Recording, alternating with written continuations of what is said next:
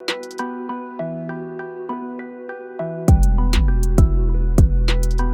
people, welcome back to the Fix, Quik Fix. That is, it's your boy Naro here with Ari. Ari, tell the people them who are not initiated what Quik Fix is all about now, please. All right, so Quik Fix is a roundup of the news that we missed throughout the week. So let's get into it.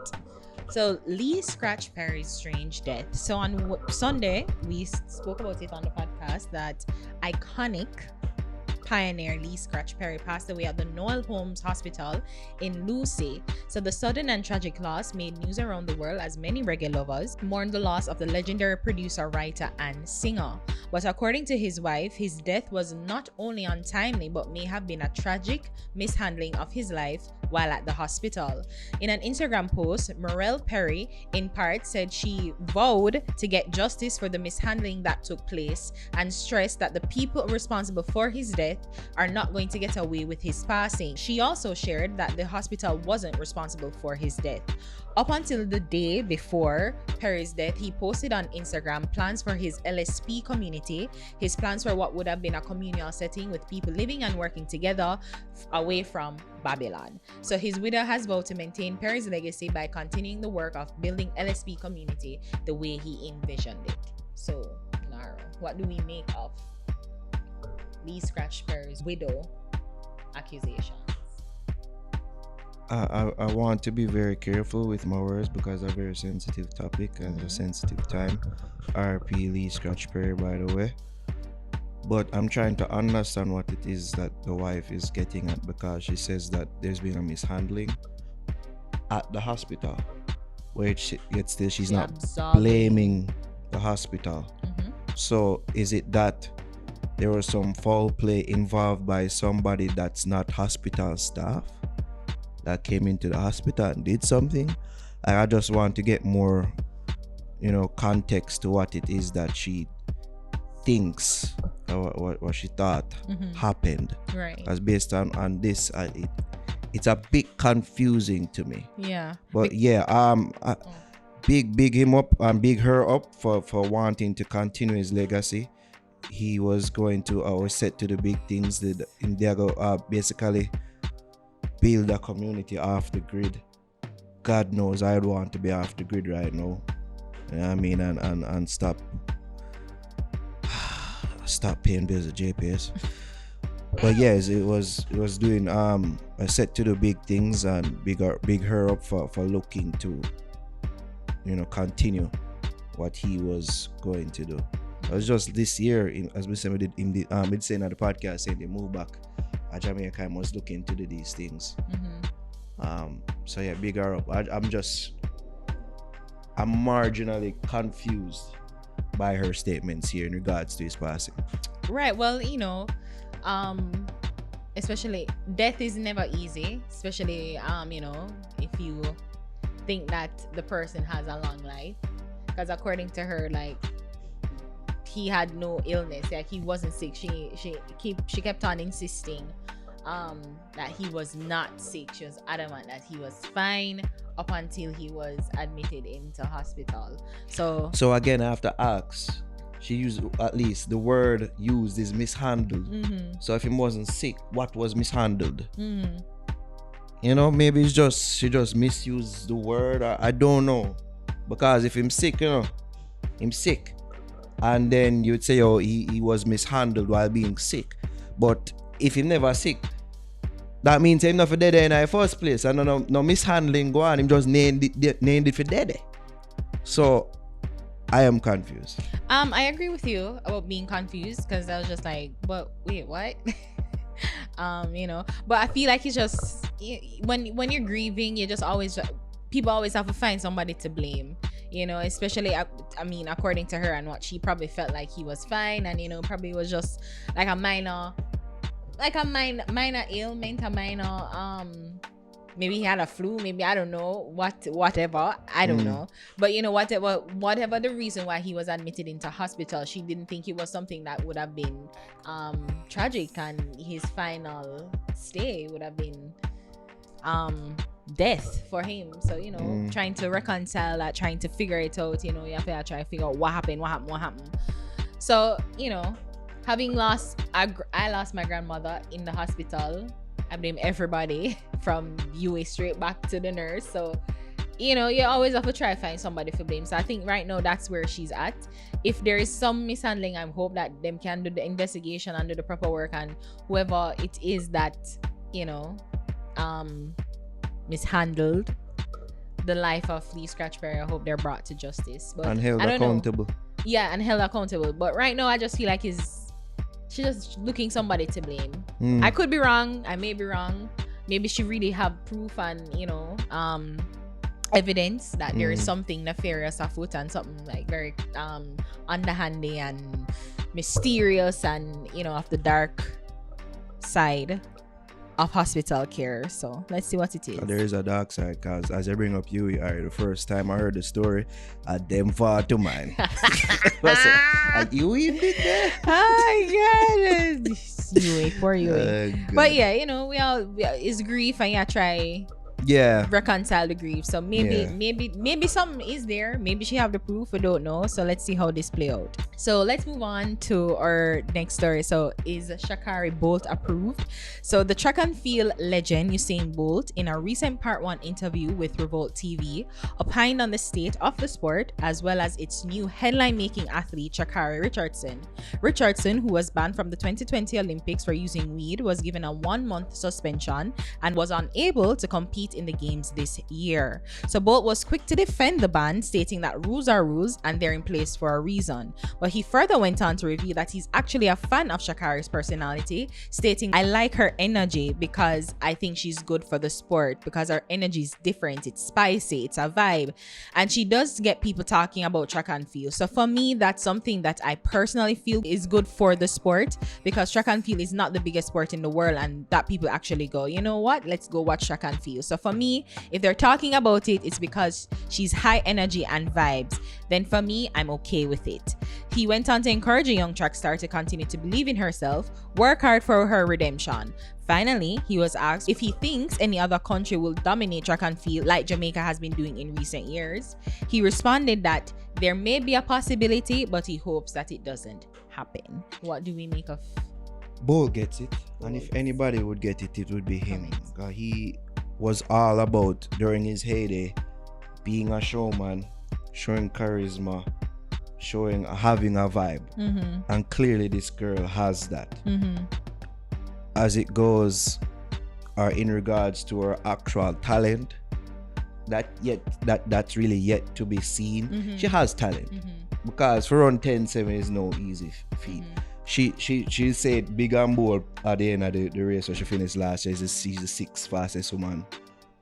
She's slowly world, but true, isn't? But does she has that competitive fervor, that nerve, that championship metal nerve, of steel, that championship metal to win global titles? I'm say metal. Metal. Thank you. Does she have that? That's yet to be seen. You see me? But Bolt is 100% correct about the question that I actually wanted to brings. ask you is, do you think that his comments will change Jamaicans' mind about ShaCarri? No. No. They might continue to troll her, they might continue to hate her. And it's going to continue to play into the pantomime that is ShaCarri. There's supposed to be a showdown between she and Sherika. I think tomorrow, but at least, it's supposed Friday. So, by the time it's posted, so today, So let's see if she can transcend just being the LA Lewis of the sport, because without a doubt she's the most entertaining thing about women's track and field right now, and she's going to bring those eyeballs.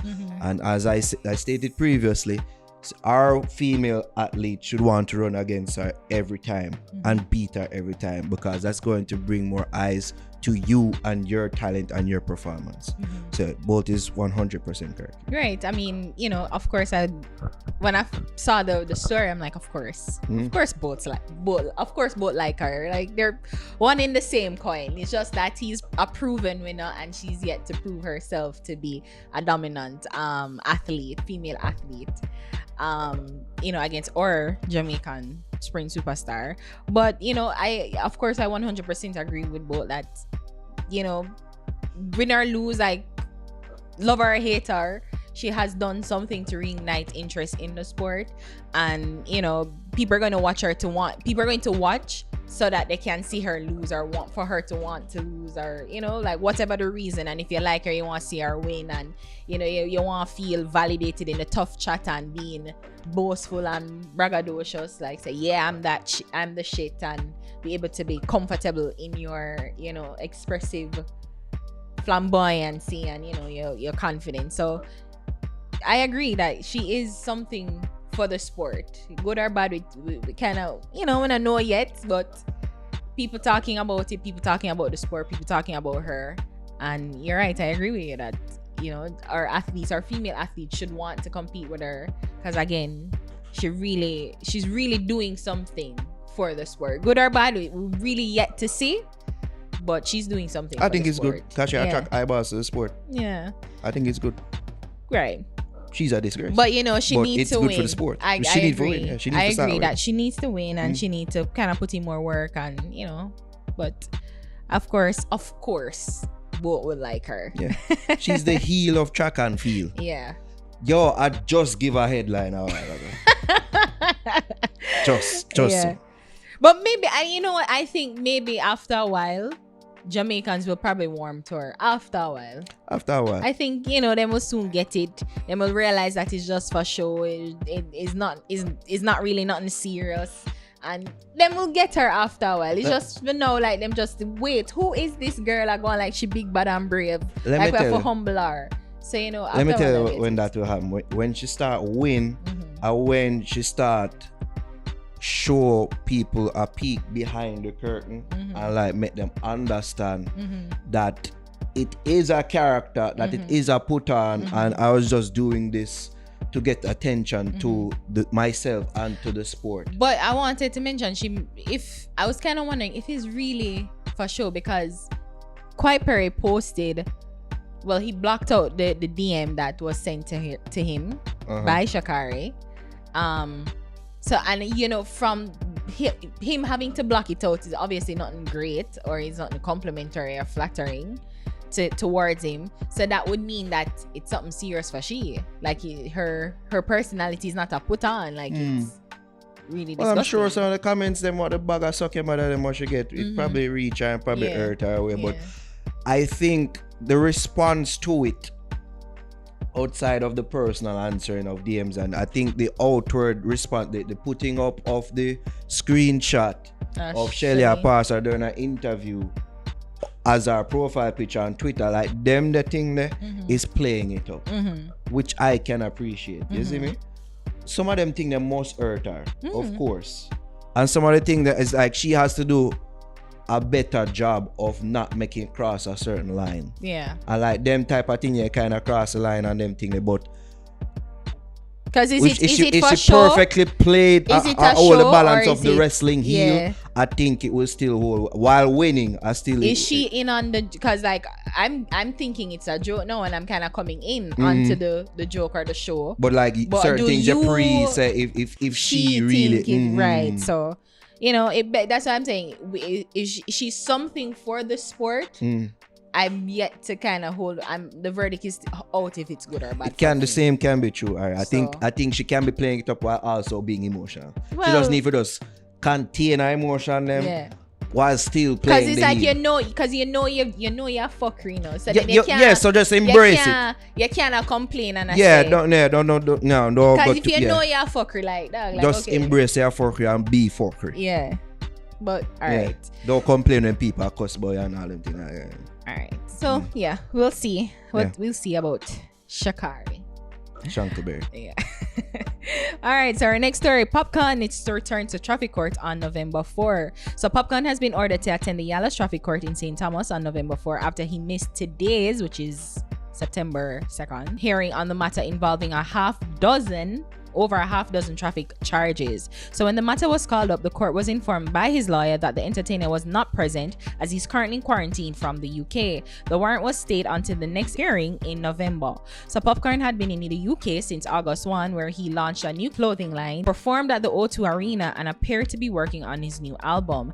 During his last court appearance on June 3rd, the artist pleaded not guilty to several charges in breach of the Road Traffic Act, which include operating an unlicensed motor vehicle, driving without insurance coverage, having no valid certificate of fitness, having no fixed registration plate, driving without a helmet, driving with no side view mirror, and careless driving. The charges were laid in April after the St. Thomas cops said that they intercepted Popcaan and his 9-vehicle convoy in the parish. So if found guilty under the Road Traffic Act, the El Chapo singer faces a $15,000 fine for driving a motor vehicle on the road without a valid certificate of fitness, a $10,000 fine for driving a motor vehicle on the road without it being properly registered in the prescribed manner, a $20,000 fine for driving a motor vehicle in a careless manner, $5,000 for the unaffixed registration plate, $40,000 fine if he's found to be not the holder of a permit or driver's license, and an $8,000 fine for failure to wear a protective helmet in the prescribed manner of the prescribed shape, quality, construction, or standard while driving or riding a motorcycle. Like, holy shit, that's a lot. So yeah, Nara, what we have to say about this? People, what you just heard was Ari's about a third take of trying to read those charges and fines because there are so much. There are a lot. So much. There are a lot. And I'd much rather hear that Popcaan have songs on the Billboard 100 than these bag of charges. As it stands right now, Popcaan have more traffic charges and songs on Billboard 100. That's where him passed me. I'd much rather hear than this story that there was a billboard in Jamaica that says your boy Popcaan is going to be on CLB. I don't hear that story. When in a reach it, the billboard, the billboard reach it, but the album is out. In a reach it. But the billboard for there. The billboard for there. Anyways, strength up to Popcaan. I hope that the album that he is working on, he said that he wants producers to work with him. That's cool. I'll hopefully him bust some young producers. Big up to him. I hope that some of the songs on the new album can reach on Billboard 100. I just hope, and it can take off and be actual hits, and we can hear more accolades from that album than traffic charges and mix up concerning him name. I just hope. That's what I hope. Well, as I said, I thought that, I think we've been consistent in saying that I don't think that he should have been the one to face these charges. Like, he had a 9-vehicle convoy. I think one of the people them could have take the charges, but that's just me. Anyways, it's a lot, but I guess it's not really, at least he not face jail time or just money. Just he's going to be fit financially, and I guess the hassle of I think it's just annoyance to him at this point. But I hope that him now get him ducks in a row and him make sure all them vehicles are now licensed and everything that him have in his name is properly registered, so that once him pass this, it can be much better and smooth sailing for him. So yeah, let's hope on that. Yeah, and I hope so. Him never really, I know him not really mean same that keep on rule the fest at St. Thomas. Him just say that, be moody and him feelings at the time. I don't think him going to really keep to that word or to that thought of not keeping unruly fest in a St. Thomas anymore. I think he was contending that him plead not guilty. I think he was contending that the vehicle, it must be alive on the side of the road. I don't know how them get these charges from but even if it was on the side of the road, them do them checks and let me see a vehicle and them gonna have it. So maybe him can only contend in not the careless driving if it's on the side.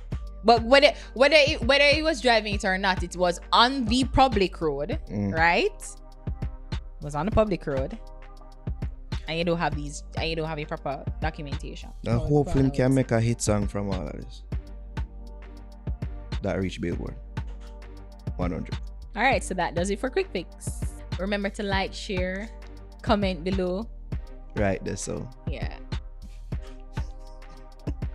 Comment if you want to see the billboard.